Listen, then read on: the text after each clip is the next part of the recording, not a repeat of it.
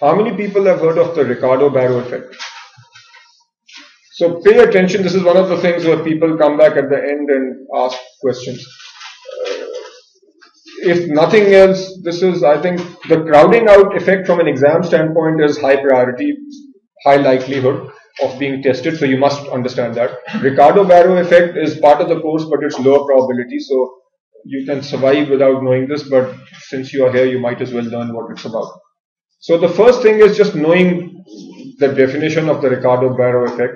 I'll give you the intuition and then show you a few pictures. The intuition is that a change in government saving will cause a change in private saving. Idea being this. It's a bit of a stretch, but let's just see what Ricardo-Barrow said. Ricardo-Barrow are saying that, let's say we know that our government is running a large deficit. Running a large deficit means that the government is spending a lot more than they are collecting. So we as smart people realize that if the government is doing this, it will have to raise taxes in the future. If the government raises taxes in the future, then we are saying that taxes will go up. If taxes will go up in the future, then what will happen to our savings? Or what will happen to our income? So our net take-home income will go down. Will that be good for us or bad for us? So it will be bad for us in the future. So if we are anticipating bad things in the future, what do you think we'll try to do to our savings today? We'll increase our savings. So according to Ricardo-Barrow, when we know that there is a deficit, we know that we have a government that is trying to spend too much and not collecting enough, then private individuals will actually try to save some more. So if we go back to the previous slide, what we are saying is, actually let me just draw this from scratch, and I want you to be able to do this also.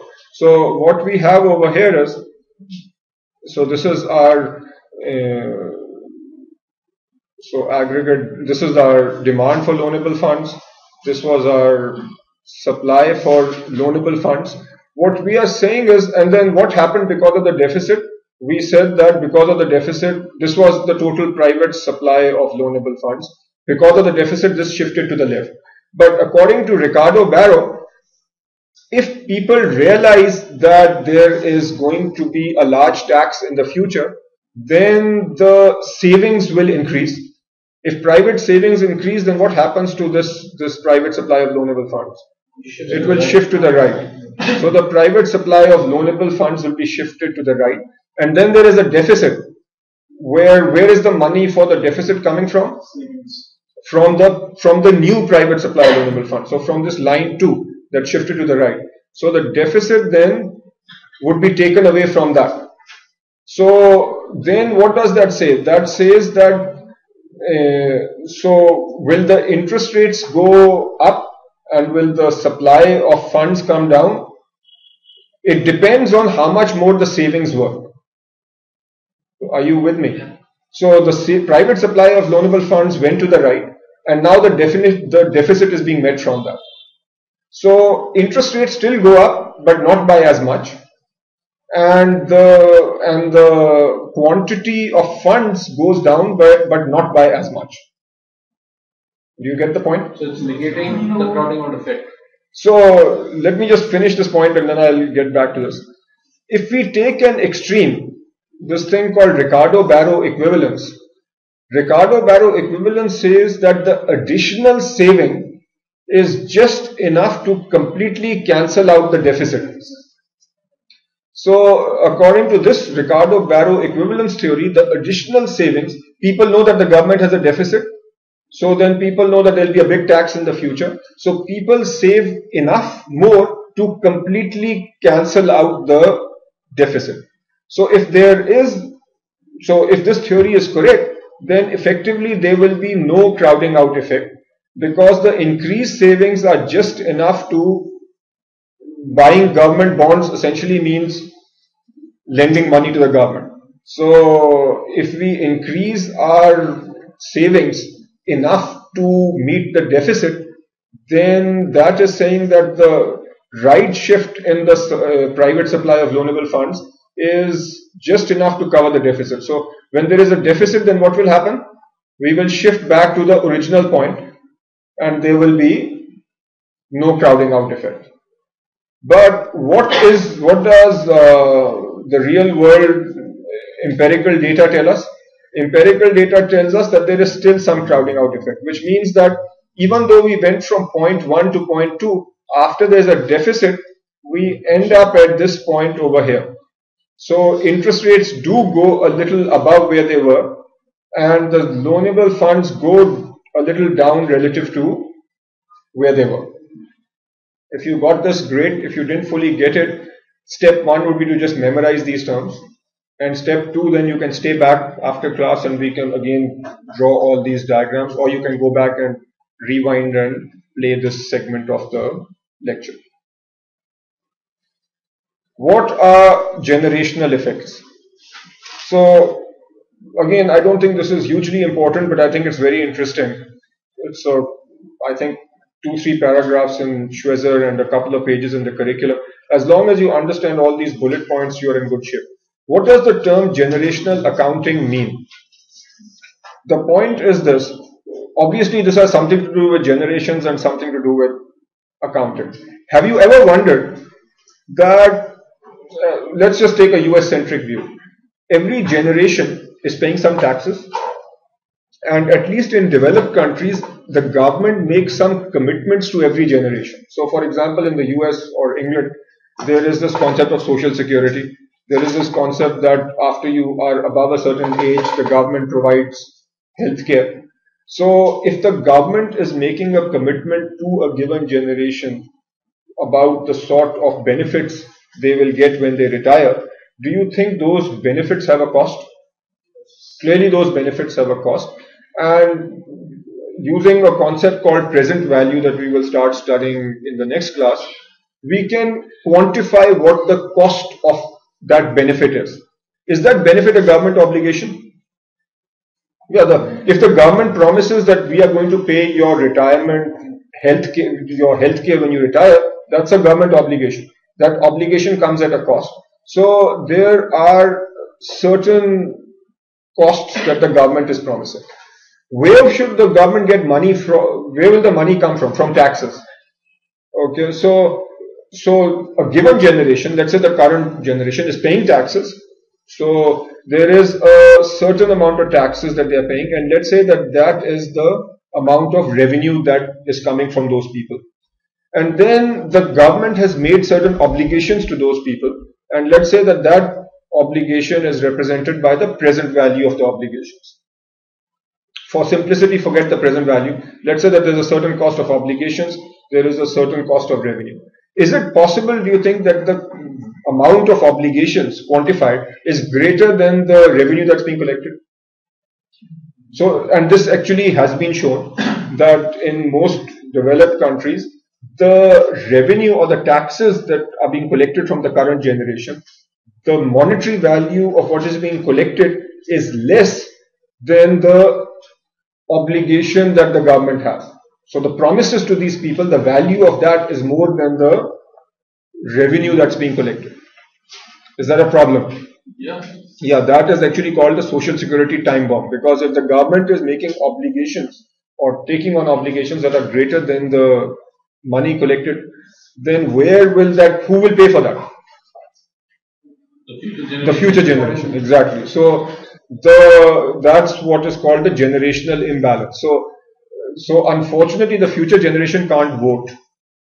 Okay, so what happens then? The burden of meeting that gap between obligation and revenue will be met by the future generation. So the big debate is, what do we do? And what are the only two possible solutions? Either to increase taxes now on the current generation or to cut back on obligations. So conceptually, it's all very straightforward, and I think from a level 1 perspective, as long as you've understood this slide and what I just said, that's good enough. And I think in Pakistan we have similar, if not larger, problems. All right. From an exam perspective, this is important. Stabilizing a business cycle. What does stabilizing a business cycle mean? So if you have over time a business cycle that's like this, stabilizing it means trying to minimize the peaks and the troughs. You need to recognize that they are fiscal policy tools. Some are discretionary and some are automatic.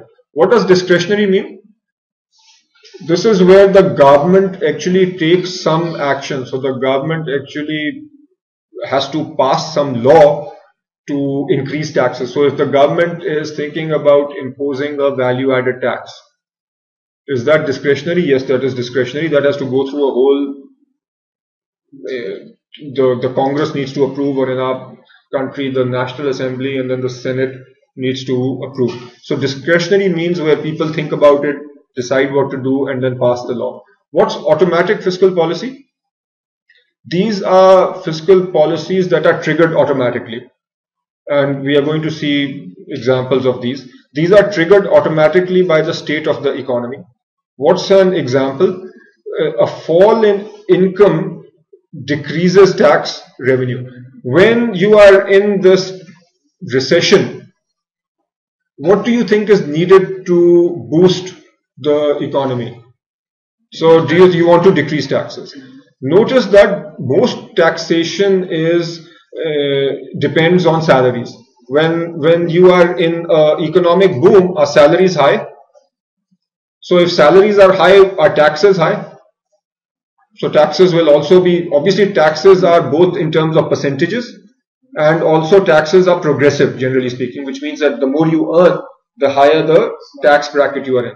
So when you are in a boom, people's salaries are higher, so the tax revenue or the total amount of tax collected will be higher. And when you are in a recession, what happens to salaries? They are lower. So what happens to the taxes collected? So they are lower. So this happens automatically. Do you need new laws to say that the tax collected should be lower when you are here?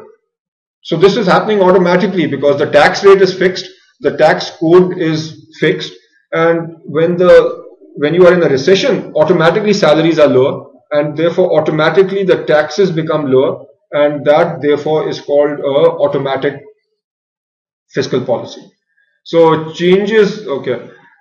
So we are now going to show how changes in taxes or spending have a multiplier effect.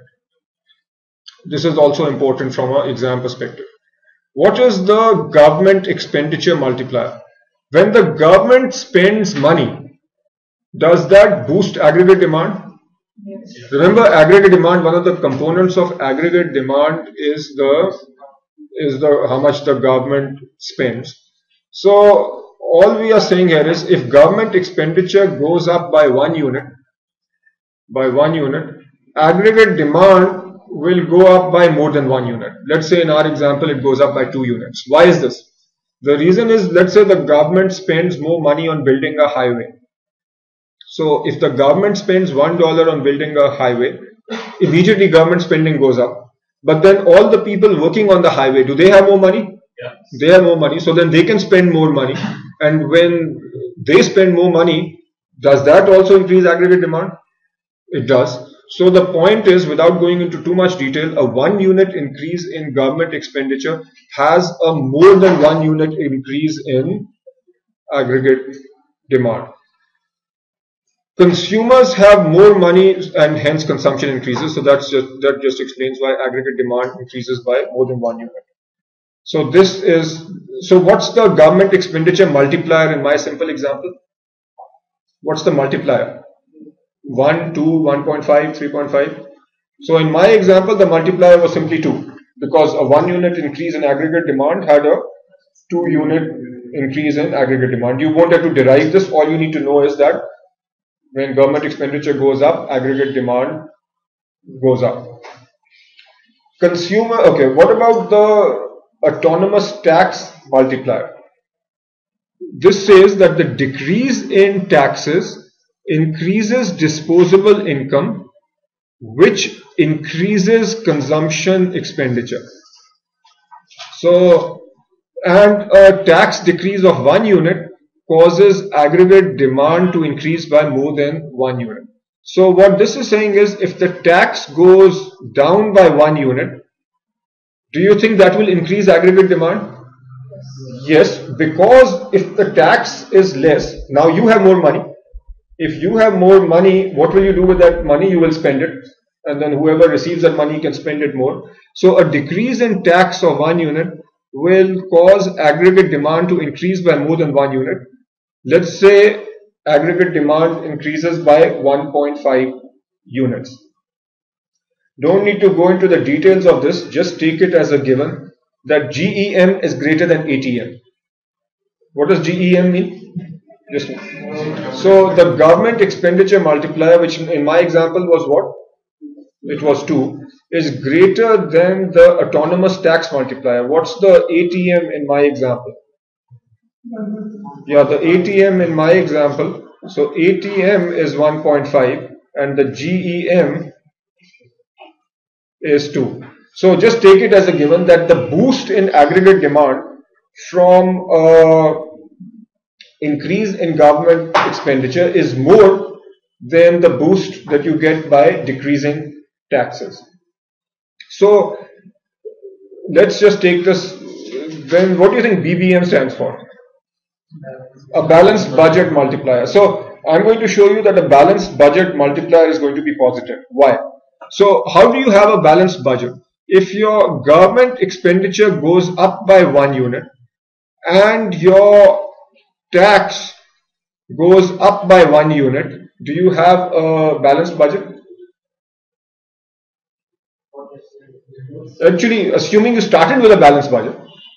So if you started with a balanced budget and your expenditure goes up by 1 unit and your taxes go up by 1 unit, you will still be balanced because your revenue went up by 1, your expenditure went up by 1, so you are not trying to make a profit, so you have a balanced budget. Given that GEM, the government expenditure multiplier, is 2, when your government expenditure went up by 1 unit, by how much did aggregate demand go up by? 2. Exactly. So your aggregate demand went up by 2. When the tax goes up by 1 unit, what will happen to aggregate demand? Go down by 1.5. Exactly. So aggregate demand will go down by 1.5. So what's the net effect? You had a balanced budget, so 0.5 was still positive. So that's the beauty of a balanced budget, that balanced budget is positive. So increasing government spending and taxes by equal amount will still increase your aggregate demand based on this very simplistic example. This remains forever? I mean, is a constant rule? This, in the wonderfully simplistic and theoretical world of economics, this is true. In practicality? In practicality, that we'll discuss after the exam.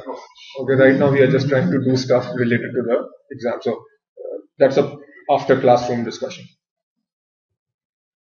After most things in economics, you get into details and 5 different economists will all say 5 different things. So we won't get into that debate right now. Okay. What's a expansionary fiscal policy? Expansionary fiscal policy would be where the government is either cutting taxes or spending more. And what we have just said is, in expansionary fiscal policy, what happens? Let's say that the government increases expenditure. Then that increase in expenditure, let's say initially we were at 80. If you look at this picture and you are initially at 80, so you are initially on this demand curve, this is your short run aggregate supply, this is your long run aggregate supply. Are we looking at an inflationary gap or a recessionary gap? Are you sure? Yeah, it's the other one, right? There are only 2 options. It's recessionary. Why is it recessionary? Because what does long run aggregate supply represent? This tells me that you've not studied very hard so far. Long run aggregate supply represents your potential output, how much you should be producing. What is our actual output currently? It's the point where the short run aggregate supply and the aggregate demand. So this point A represents our real or our actual output currently. Is our actual output less than potential? So when we are at less than potential, are we in a recessionary gap or an inflationary gap? Recession. So we are in a recession when our output is less than what it should be. So if our output is less than it should be, then what's our employment? Is employment less than what it should be? And so unemployment is higher than it should be. So this, as we've studied in the last two classes, is where we are in a recession. High unemployment because we are producing here less than our potential or more than our potential. So we are clearly producing this GDP, we are producing at less than our potential. Again, hammering it in, producing less than potential means we are in a recession. So if we are in a recession and the government follows the Keynesian philosophy, what was the Keynesian philosophy? That things just don't happen automatically, the government needs to do stuff. So what will the government do? The government will do something to boost aggregate demand. Given that we are talking about fiscal policy, what are the sorts of things that a government can do to boost aggregate demand? What are two sorts of things? Either reduce taxes or increase expenditure. So from a fiscal policy perspective, those are one of two things the government will do, or both. Actually, typically not both, it would do one of the two. And then what will that do to aggregate demand? Increase. And then, as we have just studied, will there be a multiplier effect? So there will be a multiplier effect, and that will boost. So what will be the objective? The economic brains of the country will try to put in fiscal policies such that aggregate demand is boosted and we come back to this point B. Why? Because at point B we are at full employment and we are at our potential GDP or potential output. So that would be our objective. And this curve simply talks about a contractionary. So now if anybody gets this wrong, I'm going to kick them out of the class. So here are we in an inflationary gap or a recessionary gap? So here we are now in an inflationary gap. So now what should the government do? Cut back. So either the government should increase taxes or reduce spending, and then here again, then we move in the opposite direction and we come here. So overall, what's the government trying to do? The government is trying to, if we are over here, government is trying to take us up. If we are there, the government is trying to bring us down. The last point before we take a short break. So what are limitations of discretionary fiscal policy?